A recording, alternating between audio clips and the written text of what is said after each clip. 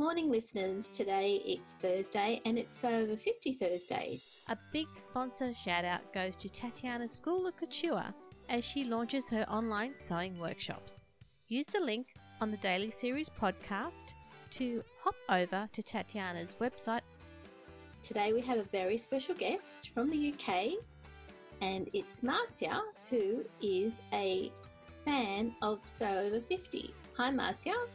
Hi, nice to talk to you. Same here. It's really lovely to be able to speak to you on such a glorious day. Yes, it's very nice here as well today. It's a beautiful morning. Thank you for coming on to the podcast Daily Series to talk about Sewover50. What's your experience been and how did you find the Sewover50 account? Well, to be honest, I can't remember how I found it. Okay. But since I found it, it is just wonderful. It's so supportive because I think it's one of those things. There are so many pictures on Instagram of young, skinny women with all the makeup and, the kinds of thing. And these are beautiful, ordinary, well, not ordinary. They're not ordinary. They're extraordinary. Yes. Exactly. Women, just like me, who sew. And I didn't really know many other women at all of my age who sewed. And it's so nice to discover these women all over the country, all over the world, who enjoy doing what I enjoy doing. And it's the thing I love most is the support. It is so good for your confidence. And it's just so nice to become a part of other people's lives all over the world. It's just something I've never experienced before, and I just love it. It's just wonderful. So prior to finding the Sewover50 account, can you describe what it was like for you sewing in your community? I think I was regarded as a bit of an oddity, actually, to be honest, because I don't really have any sewing friends, apart from my daughter who sews. So basically, she was my sewing friend. So yes, you kind of feel a little bit isolated, and it's very easy to bore your friends with talk about sewing, and you can kind of see them glazing over, but they're being nice and they're smiling, just because they don't want to upset you. So it's so nice to have women who you can talk to about patterns and fabric and things, and they seem genuinely interested. It's so liberating to be able to do that. And actually very encouraging as well. It encourages you to come out of your comfort zone a bit and try new things. Has your style changed at all? Has your sewing style changed at all, or your sewing techniques changed since you've been a part of the Sewover50 community? I don't think it has, because I've had the same style for quite a long time. But what I do find, since I retired from my proper jobs, I'm now able just to dress like me all of the time. Whereas if you've got a proper job, you've kind of got to dress down a bit, if you know what I mean, and kind of wear more sensible clothes. Whereas if you're running your own business, I'm the boss. I can wear what I like and no one expects anything else. So I suppose it did change slightly about 4 years ago, but it just became more like what I wanted to do, if that makes sense to you. Yes. When you talk about a proper job, were you wearing a uniform, or was there a certain way you needed to dress for work? For a long time, I was a complaints manager and risk manager in the NHS. And when you're a complaints manager, you're dealing with a lot of vulnerable and bereaved people going to meetings and things. So you feel you have to dress in a respectful kind of way. You don't feel you can dress in a flamboyant kind of way because it wouldn't be appropriate. So it's when you leave that kind of environment, you don't have to consider that. You can just sort of get up in the morning, look in the wardrobe and think, well, what do I want to look like today? What's your usual choice now? Bright colours.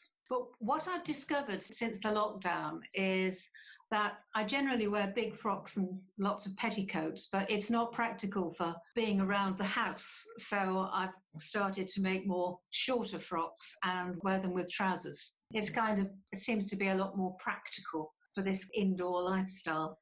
It sounds like you've changed your dress style to suit your current environment. So it'll be interesting to see how it changes when lockdown is relaxed. I think it's going to go back to the big frocks and petticoats because although, to be honest, I'm happy anyway. But I think what you wear really affects the way you feel, which is why I think I like bright colours and pretty fabrics, because I just think, well, it's the same with your interiors. I think if you're in a pretty house, you feel better than if you're just sitting somewhere in a plain, dull room. I just think it affects your mood, I think. I think it does. So while you've been in the Sewover50 community, have you learnt anything that you didn't know before with technology? Now, technology is, as far as sewing is concerned, I'm very, very low tech. I do read a lot of people's things about their amazing new sewing machines and overlockers and that kind of various other kind of technology, and particularly machine embroidery. I am very low tech. I've got a very basic machine. And I like it. I'm not good at instructions. So I just have, in fact, I've got 2 identical machines because I was so worried that they would change this machine for a more up-to-date one, So I just bought another identical. So I've got enough sewing machine now to last me for the rest of my life. And I just like simplicity when it comes to machinery and gadgets. So from a technical point of view, I haven't really learned anything because I don't want to learn anything. I'm always very interested in what other people do, and I'm very impressed with what they do. But from a personal point of view, embroidery, as far as I'm concerned, is something you do by hand. And I very much enjoy hand stitching and hand decorating things. And the same with my sewing. I don't very often buy new fabric. I generally buy vintage and old fabrics. And my clothes tend to rely on the fabrics rather than an intricate pattern. So you wait for the fabric to speak to you before you know what you're going to make from it? Yes, because I've got the antique shop, I spend a lot of time in charity shops and vintage fairs and antique fairs, car boot sales. And whenever I see nice old fabric, I have to buy it because I just do. I can't help myself. And I've got this quite embarrassingly large stash, really, of old fabrics. And then I just look at them and stroke them and admire them. And then if I want to make anything, I just go and see what I've got and see what I fancy making, really. I mean, I do occasionally buy new fabrics, but as a rule, it's old stuff because I like used things. There's something nice about something that's actually had a life before, I think, really. I think I know a few people in Australia who would want to get in contact with you because they're also always looking for vintage fabrics. And they have the hardest time trying to find vintage fabrics in Australia. So you would be the best contact, I think. Well, yes, I would. I do have a lot. And I mean, I do sell them in my shop as well, but I generally keep them. I have to say, I generally keep them because I just love them. And England is a fantastic place to find these things because there's so much of it and so many people selling it as well. What would you advise people who are thinking of following the Sewover50 account? I think it's good on many levels. I think one of the things that has concerned me for a while, which I think was, thinking back, it's the thing that first attracted me to it, was when you get to a certain age, women disappear. They kind of not noticed anymore and they kind of disappear. And I've always thought, I'm not going to let that happen. I'm just not. And then when this came up, it was so nice that these wonderful older women were coming up onto my screen. And they have such interesting lives and they're just wonderful.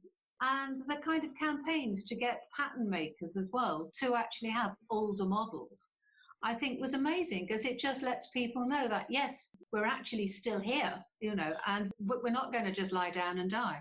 We're still just as much right to be here as anybody else. And I think that was, thinking back actually, that was the thing that first attracted me to Sewover50.